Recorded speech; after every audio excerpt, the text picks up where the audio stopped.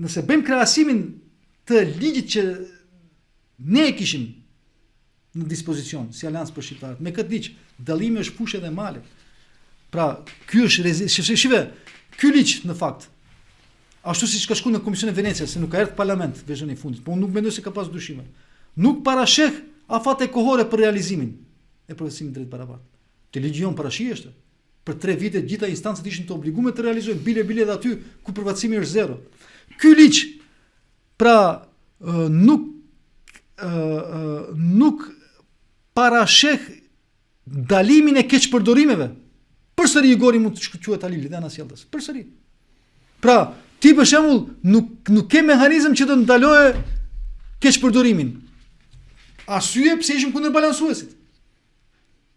Pra, nuk bile tash del puna se balansuesi ka qenë mehanizëm më i mirë se ofertat e këtij ligji.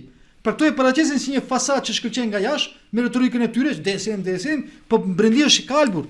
Pra, ky mehanizëm nuk parashef mjete sankcionuese nëse nuk zbatohet ligji. Te propozimi kishte një ligj që nuk ka mehanizma sankcionues. Nuk është ligj, është... Po normalisht, ajo rrezikon që të dështon dhe të vazhdojë diskriminimi, po tash do kryhet një alibi se ka ligj që diskriminimi vazhdon. Jo, është akt etik. Pra, nuk ka përgjegjësi, nuk ka detyrime, nuk ka llogaridhënie, asgjë nuk ka.